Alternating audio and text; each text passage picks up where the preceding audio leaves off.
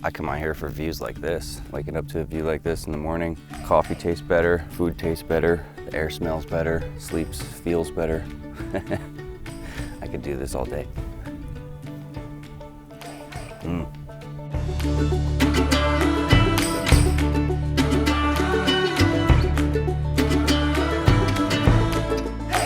Hi, I'm Patrick, and this is my Toyota Tacoma, and I like sleeping in my truck in places like this. Overlanding. I don't even really know what it is. I think it's backpacking for cars. At least that's how I got into it. My love for adventure started with backpacking to places like this, just putting everything you need on your shoulders, pointing in a direction and going. I got into cars because I can go a little bit further and for longer. Sometimes I like to just get away from people. That'll be how it starts, but ironically, the people you run into out here are some of the coolest people I've met. Whether you need help on the trail or on the road, or you just want to share dinner with somebody or share stories or find new trails to go on, you usually find some really good people out here.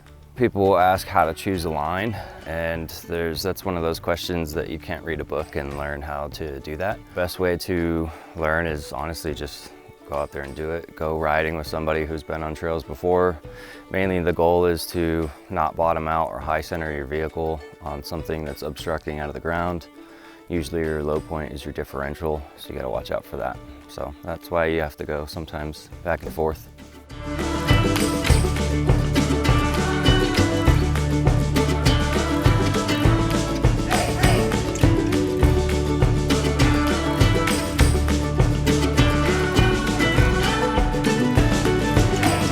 Not knowing what you're gonna get yourself into is kind of part of the fun. Oftentimes we will literally just point in a direction and go and drive until we can't drive anymore. That's what we used to do, backpacking, walk until you can't walk anymore. Today I took this road and it ended here at a cliff with a pretty good view. Everybody kind of overlands differently. Choosing a campsite, I always like to find a place with a really good view to wake up to. Gotta have level ground. If I can get fresh water nearby, that's always a great thing. Depending on the size of your group or whether or not you're alone, it's kind of easy to pick out in the wilderness where you want to sleep. When I started backpacking and adventuring, going to different places, it was the lightest food possible. But now that I can store a lot more stuff, I truly enjoy making some nice dinner plates and fancy breakfast out here. Because like I said, everything just tastes better.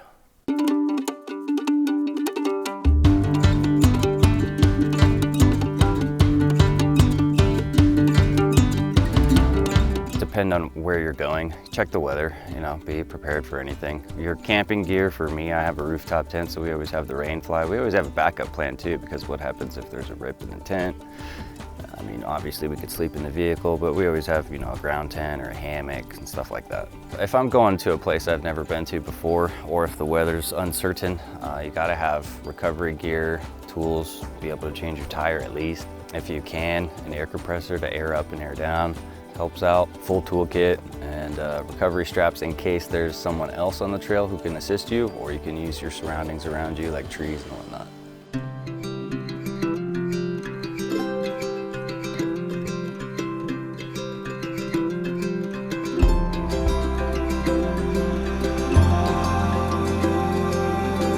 The best trails, Arizona has a lot to offer, I'd say, in the central to mid-central to north part of the state around Sedona and Flagstaff. There are quite a few trails you can ride up and camp on forest land and BLM land.